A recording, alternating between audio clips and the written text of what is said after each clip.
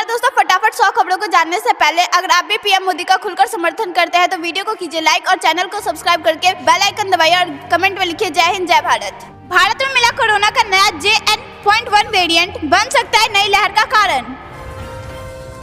महिला आरक्षण विधेयक 2024 की जनगणना के बाद होगा लागू, केंद्रीय वित्त मंत्री निर्मला सीतारमण का बयान। वीरों के बलिदान को सलाम करता है भारत, विजय दिवस पर पीएम मोदी ने दी नायकों को श्रद्धांजलि। आयुष्मान आरोग्य मंदिर में 32 करोड़ से अधिक की कैंसर जांच की गई, केंद्रीय स्वास्थ्य मंत्री ने लोकसभा में दिया जवाब। DRDO ने किया स्वदेशी UAV का सफल परीक्षण, भारतीय सशस्त्र बल को मिलेगी मजबूती। सरकारी स्कूलों को प्री प्राइमरी कक्षाएं शुरू करने पर मिलेगी 2 लाख तक की मदद, शिक्षा मंत्रालय ने शुरू किया अभियान। अयोध्या जाने की योजना बना रहे भक्तों के लिए अच्छी खबर, 19 जनवरी से रेलवे चलाएगा 1000 स्पेशल ट्रेन। अगले 5 दिनों में बिगड़ने वाले मौसम का मिजाज, IMD ने जारी किया शीतलहर और बारिश का अलर्ट। चंद्रयान 3 बस एक शुरुआत, 2040 तक इंसान को चांद पर भेजेगा भारत, केंद्रीय मंत्री हरदीप सिंह पुरी का बयान।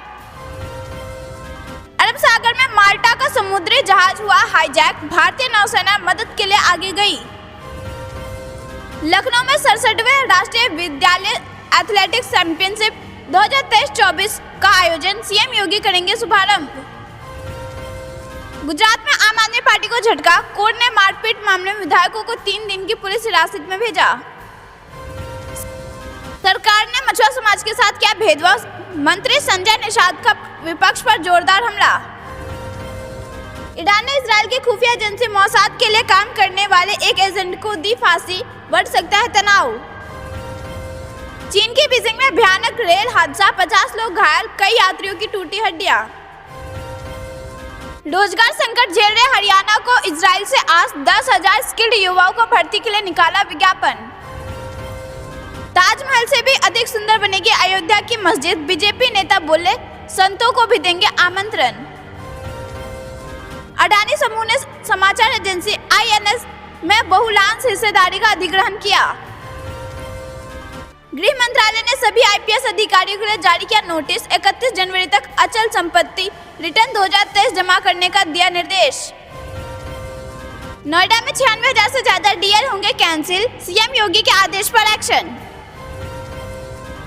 मुख्यमंत्री शिंदे ने लोकायुक्त विधेयक पारित किए जाने के बाद किया अन्ना हजारे को फोन। पीर पंजाल के दक्षिण में उग्रवादियों के फिर से संगठित होने के बाद जम्मू कश्मीर में आतंकवाद विरोधी प्रयास तेज। मोदी की लखपति दीदी ड्रोन दीदी पहल के साथ साइलेंट वोटर्स तक पहुंच रही है बीजेपी महिला मोर्चा। वैश्विक चुनौतियों के बीच हमारी इकोनॉमी बेहतर ढंग से प्रबंधित, गोयल बोले हम तेजी से बढ़ रहे आगे।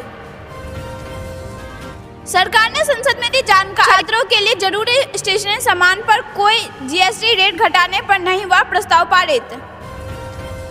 सोमवार से सस्ता सोना खरीदने का मौका, इश्यू प्राइस 6,199 रुपए प्रति ग्राम। सच होने वाला है पीएम मोदी का दावा, 5,000 अरब डॉलर की GDP बनने से बस कुछ ही दूर भारत। टमाटर, दालें और अदरक ने इस साल लोगों को किया खूब परेशान, कीमत 7वें आसमान पर पहुंची। चीनी मिलों को बड़ी राहत, गन्ने के रस और सीरे से बना सकेंगे इथेनॉल, मिली मंजूरी। देश की अदालत में 5 करोड़ से ज्यादा तो सुप्रीम कोर्ट में करीब 80,000 केस लंबित, संसद में कानूनी मंत्री ने दी जानकारी। पीएम मोदी और हैथम बिन तारिक के बीच द्विपक्षीय वार्ता। छत्तीसगढ़ में शराब कारोबारियों की मुश्किलें बढ़ी, ED फिर कसेगी घोटाले के आरोपितों पर शिकंजा। गुजरात की तर्ज पर दिल्ली में होगा अंतर्राष्ट्रीय पतंग महोत्सव, मकर संक्रांति पर LGBT सक्सेना करेंगे उद्घाटन। दिल्ली सरकार हर मामला लेकर हमारे पास न आए, बाल संरक्षण आयोग की याचिका पर सुप्रीम कोर्ट की टिप्पणी। संसद में घुसपैठ मामले में बीजेपी सांसद से हो सकती है पूछताछ, पुलिस के हाथ लगे कई अहम सुराग। HD कुमार स्वामी का दावा, लोकसभा चुनाव के बाद गिरेगी कर्नाटक सरकार। दोस्तों, क्या आपको भी ऐसा लगता है कि राजस्थान और छत्तीसगढ़ के बाद अब कर्नाटक में भी सत्ता गंवाएगी कांग्रेस? अगर आपको भी ऐसा लगता है तो वीडियो को कीजिए लाइक। योगी स्टाइल में ताबड़तोड़ बुलडोजर कार्रवाई कर रहे डॉक्टर मोहन यादव को दिल्ली से मिला सपोर्ट, पीएम मोदी के करीबी ने कह दी बड़ी बात। बैंक खाते में जीरो बैलेंस तब भी निकाल सकेंगे 10,000 रुपए, मोदी सरकार के जनधन योजना से जुड़े 51 करोड़ ग्राहक। साध्वी प्राची बोली 2024 में फिर बनेगी मोदी सरकार, अब की बार सीटें 400 के पार। प्रधानमंत्री मोदी ने किया विकसित भारत संकल्प यात्रा का शुभारंभ, जन जन तक पहुंचेंगे केंद्र सरकार की योजनाएं। भ्रष्टाचार पर मोदी सरकार का वार्ड, 9 साल में ईडी ने जब्त किया लाखों करोड़ों रुपए। राजस्थान सरकार लोगों के विश्वास और आशा पर खरा उतरने के लिए कड़ी मेहनत करेगी, पीएम मोदी का बड़ा बयान। महिला आरक्षण से लेकर फ्री राशन योजना तक 2023 में सबसे ज्यादा चर्चित रही मोदी सरकार की कई घोषणाएं।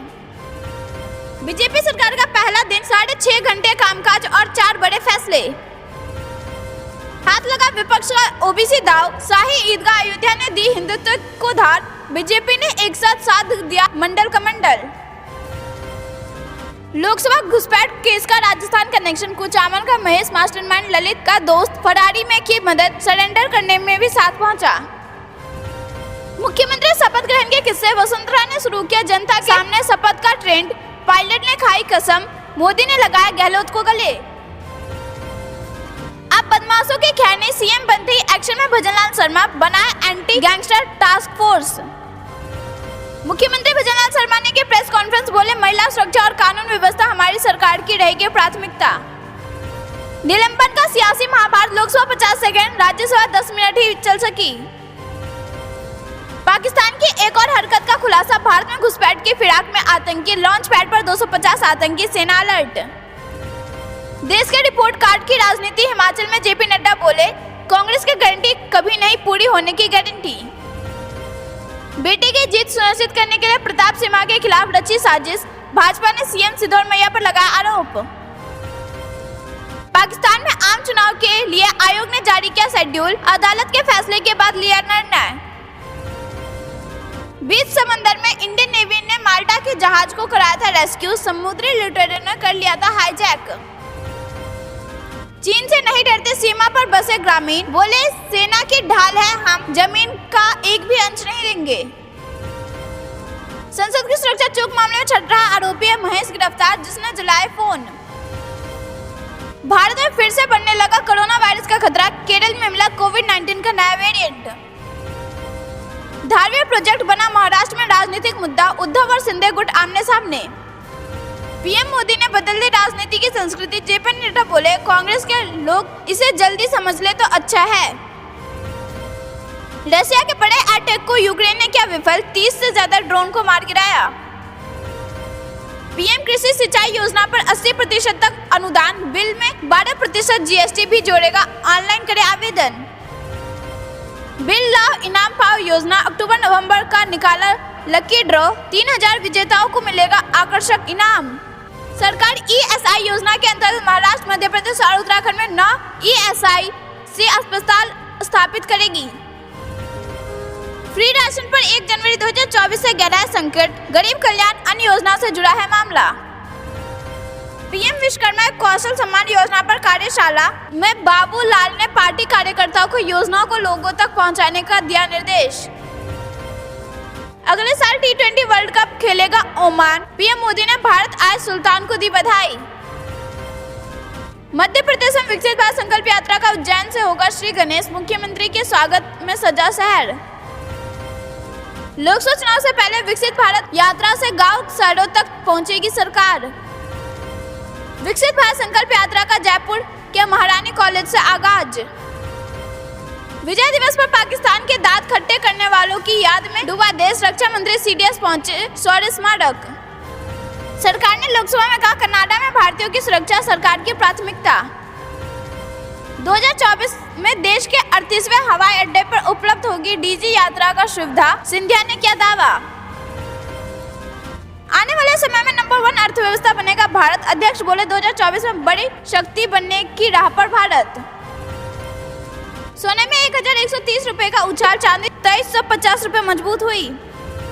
सीएम योगी ने किया अधिकारियों के साथ समीक्षा बैठक, बोले सर्द रातों में कोई भी खुलेआम ना सोए। कांग्रेस ने झूठी गारंटियों से बनाई सरकार, कर्नाटक और हिमाचल में लोग परेशान। दिल्ली समेत पूरे उत्तर भारत में शीतलहर का कहर, कपकपाती ठंड से लोग बेहाल, घने कोहरे ने लगाया वाहनों की रफ्तार पर ब्रेक। शिक्षक भर्ती पर परीक्षा में पूछा गया इंडी गठबंधन का फुल फॉर्म, भाजपा ने खड़ा कर दिया नया बवाल। राम भद्राचार्य के अमृत महोत्सव में शामिल हो सकते हैं प्रधानमंत्री मोदी एवं राष्ट्रपति। पीएम के आगमन में पूर्व नमामि गंगे की शानदार मुहिम, छात्र छात्राओं के साथ घाट पर चला स्वच्छता अभियान। ज्ञानवापी को लेकर एक और केस, नंदी महाराज का महादेव से साक्षात्कार कराने की मांग। सीएम योगी ने किया 5 सितारा होटल कोर्टयार्ड बाय मैरियट का उद्घाटन, बोले दिख रहा है विकास का नया दौर। पीएम मोदी का काशी दौरा, 26 आईपीएस संभालेंगे सुरक्षा की कमान, हर तरफ सीसीटीवी कैमरे से रखी जाएगी नजर। जम्मू कश्मीर को मिलेगी बड़ी सौगात, केंद्र ने 476 करोड़ रुपए की 102 जलापूर्ति योजनाओं को दी मंजूरी। सुबह बैठो और शाम को काशी पहुंचो, वाराणसी को फिर मिलने जा रही है वंदे भारत ट्रेन, पीएम मोदी दिखाएंगे हरी झंडी। राजस्थान में पेपर लीक मामलों की जांच के लिए एसआईटी का गठन होगा, सरकार बनाते ही एक्शन में सीएम भजन लाल शर्मा। सीएम विष्णुदेव साय बोले दूसरी पार्टी में परिवारवाद चलता है, भाजपा में लोकतंत्र, सभी को मिलता है सम्मान। पीओके में छाती पीट रहा पाकिस्तान, कश्मीर पर फिर उगला जहर, भारत को बताया पाखंडी। 6 से 7 लड़कियों से शादी, पाकिस्तान केरल के संदिग्ध संगठनों से कनेक्शन, उड़ीसा से दबोचा गया कश्मीर का वांटेड। 2024 में T20 वर्ल्ड कप का भारत पाकिस्तान मैच न्यूयॉर्क में होगा, आईसीसी और ग्राउंड की लोकल कमेटी लेगी फैसला, सिटी में तैयार होगा अस्थायी स्टेडियम। भारत को लेकर ऑस्ट्रेलिया ने दिया ऐसा बयान कि चीन और कनाडा के उड़ गए होश। देश को सांस्कृतिक रूप से एक साथ लेकर आए पीएम मोदी का दूरदर्शी नेतृत्व, चेन्नई में बोले राजनाथ सिंह। ये जानते कुछ खबरों को विस्तार से, उससे पहले वीडियो को लाइक करके चैनल को सब्सक्राइब करिए और कमेंट में लिखिए जय हिंद। चंद्रयान 3 बस एक शुरुआत, 2040 तक इंसान को चांद पर भेजेगा भारत, केंद्रीय मंत्री का बड़ा बयान। जी हाँ दोस्तों, केंद्रीय मंत्री हरदीप सिंह पुरी ने शुक्रवार को अपने एक बयान में कहा कि चंद्रयान 3 सिर्फ एक शुरुआत है और भारत ने वादा किया है कि वह 2040 तक इंसान को चांद पर भेजेगा। एक प्रेस कॉन्फ्रेंस को संबोधित करते हुए केंद्रीय मंत्री ने कहा कि आज हम इस बात को लेकर स्पष्ट है कि अंतरिक्ष क्षेत्र को समर्थन दिया जाएगा, साथ ही 2047 तक देश के विकसित बनने की को बता दें कि इसरो के गगनयान मिशन में 3 सदस्यों वाले क्रू को अंतरिक्ष में भेजने की परिकल्पना की गई है। क्रू को पृथ्वी की कक्षा में 400 किलोमीटर की ऊंचाई पर भेजा जाएगा। यह मिशन 3 दिन का होगा और इसके बाद क्रू के सदस्यों को सुरक्षित धरती पर वापस लाया जाएगा और उनकी समुद्र में सुरक्षित लैंडिंग कराई जाएगी। ऐसा करते ही भारत दुनिया का चौथा ऐसा देश बन जाएगा जिसने अंतरिक्ष में इंसानों को भेजा हो। भारत से पहले अमेरिका, रूस और चीन यह कारनामा कर चुका है। भारत का लक्ष्य है कि 2040 तक गगनयान मिशन को अंतरिक्ष में लॉन्च कर दिया जाए। गगनयान मिशन के तहत कुल 3 अंतरिक्ष मिशन भेजे जाएंगे। इनमें से 2 मिशन मानव रहित होंगे और 1 मिशन मानव युक्त होंगे। हम आपको बता दें कि हाल ही में चंद्रयान 3 के प्रोपल्शन मॉड्यूल को चंद्रमा की कक्षा से वापस पृथ्वी की कक्षा में वापस लाया गया। मानव मिशन के लिए यह परीक्षण बेहद अहम था। प्रधानमंत्री मोदी ने भी इसके लिए इसरो को बधाई दी। हम आपको बता दें कि चंद्रयान 3 मिशन को 14 जुलाई 2023 को लॉन्च किया गया था और 23 अगस्त 2023 को इसके विक्रम लैंडर ने चंद्रमा की सतह पर सफलतापूर्वक लैंडिंग की। भारत का चंद्रयान 3 मिशन सफल रहा। ऐसा लगता है कि प्रधानमंत्री मोदी के नेतृत्व में भारत अंतरिक्ष की ऊंचाइयों को तेजी से छू रहा है, तो वीडियो को कीजिए लाइक। रुक करते हैं अगली बड़ी खबर की तरफ। अयोध्या जाने की योजना बना रहे भक्तों के लिए अच्छी खबर, 19 जनवरी से रेलवे चलाएगा 1000 स्पेशल ट्रेन। यहाँ दोस्तों, अयोध्या 22 जनवरी को नवनिर्मित राम जन्म भूमि मंदिर के भव्य उद्घाटन के लिए तैयार है। भारतीय रेलवे भक्तों के लिए देश के विभिन्न हिस्सों से 1000 से अधिक इन ट्रेनों का संचालन 19 जनवरी को शुरू होगा और भव्य उद्घाटन के अगले 100 दिनों तक चलेगा, ताकि श्रद्धालु पवित्र शहर की यात्रा कर सकेंगे।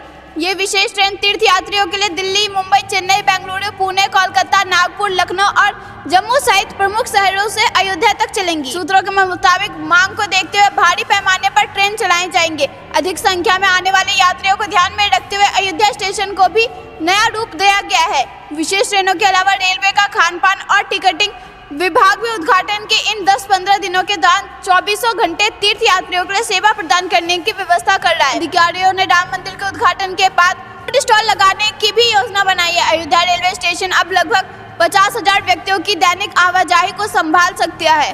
15 जनवरी तक पूरी तरह तैयार हो जाएगा। हम आपको बता दें कि भगवान श्री राम की मूर्ति की प्राण प्रतिष्ठा के एक दिन 23 जनवरी से अयोध्या में भव्य राम मंदिर का काम इस साल के अंत तक पूरा होने की उम्मीद है। मंदिर का उद्घाटन 22 जनवरी 2024 को होगा। मंदिर परिसर में रामलला की मूर्ति स्थापित करने के लिए समारोह में प्रधानमंत्री नरेंद्र मोदी शामिल होंगे। रिपोर्ट्स के मुताबिक राम मंदिर ट्रस्ट अयोध्या राम मंदिर उद्घाटन के आसपास की व्यवस्थाओं के लिए जिम्मेदार है। मुझे लगता है कि रामलला के दर्शन के लिए मोदी सरकार सारी व्यवस्थाएं उपलब्ध करा रही है। वीडियो को कीजिए लाइक और कमेंट में लिखिए जय श्री राम। रुक करते हैं अगली बड़ी खबर की तरफ। वीडियो के बलिदान को सलाम करता है भारत। विजय दिवस पर पीएम मोदी ने दी नायकों को श्रद्धांजलि। जी हाँ दोस्तों, देश में विजय दिवस मनाया गया। इस अवसर पर पीएम मोदी ने 1971 युद्ध में पाकिस्तान पर भारत की जीत के नायकों को श्रद्धांजलि दी। पीएम मोदी ने सोशल मीडिया प्लेटफॉर्म पर एक्स पर लिखा, आज विजय दिवस पर हम उन सभी बहादुर नायकों को श्रद्धांजलि अर्पित करते हैं जिन्होंने 1971 में भारत की सेवा करते हुए एक निर्णायक जीत सुनिश्चित की थी। पीएम ने आगे लिखा कि उनकी वीरता और समर्पण देश के लिए बेहद गर्व का स्रोत है। उनके बलिदान और अटूट भावना हमेशा लोगों के दिलों और हमारे राष्ट्र के इतिहास में अंकित रहेगी। भारत उनके साहस को सलाम करता है और उनकी अदम्य भावना को याद करता है। आपको बता दें कि 1971 की जंग में भारत ने पाकिस्तान सेना को आत्मसमर्पण करने पर मजबूर कर दिया था। भारत ने पाकिस्तान के 2 टुकड़े कर दिए थे और बांग्लादेश नाम का एक नया देश अस्तित्व में आया था। हर साल 16 दिसंबर को देश में विजय दिवस मनाया जाता है। रुक करते हैं अगली बड़ी खबर की तरफ। महिला आरक्षण विधेयक 2024 की जनगणना के बाद होगा लागू, केंद्रीय वित्त मंत्री सीतारमण का बयान। जी हाँ दोस्तों, केंद्रीय वित्त मंत्री निर्मला सीतारमण ने कहा कि केंद्र 2024 की जनगणना के बाद महिला आरक्षण विधेयक को लागू करने के लिए कदम उठाएगा। शुक्रवार को दक्षिण कन्नड़ जिले के मूडबिद्री में रानी अबक्का के नाम पर एक स्मारक डाक टिकट जारी करने के बाद सीतारमण ने कहा कि महिला विधेयक एक वास्तविकता बन गया है क्योंकि प्रधानमंत्री नरेंद्र मोदी हमेशा राष्ट्र निर्माण में महिलाओं की भूमिका में विशेष पुर्तगालियों के खिलाफ लड़ने वाली 16वीं सदी की उल्लाह की रानी अबक्का के साहस और वीरता की सराहना करते हुए सीतारमण ने कहा कि केंद्र सरकार ने योगदान का दस्तावेजीकरण करने के लिए कदम उठाए जिन्होंने शाही ताकतों के खिलाफ लड़ाई लड़ी थी। उन्होंने कहा कि आजादी का अमृत महोत्सव के हिस्से के रूप में सरकार ने 14,500 कहानियों के साथ एक डिजिटल जिला भंडार तैयार किया है जिसमें स्वतंत्रता संग्राम से जुड़े स्थानों पर प्रकाश डाला गया है। केंद्रीय संस्कृति मंत्रालय स्वतंत्रता संग्राम में महिलाओं की भूमिका, संविधान सभा में महिलाओं और स्वतंत्रता संग्राम के आदिवासी नेताओं पर 3 किताबें लाने के लिए अमर चित्र कथा के साथ समझौता किया। वित्त में कर्नाटक में रानी अबक्का के नाम पर सैनिक स्कूल खोला जाएगा। उन्होंने स्मारक डाक टिकट के लिए इस्तेमाल किए गए रानी अबक्का के चित्र के लिए कलाकार वासुदेव कामत को बधाई दी।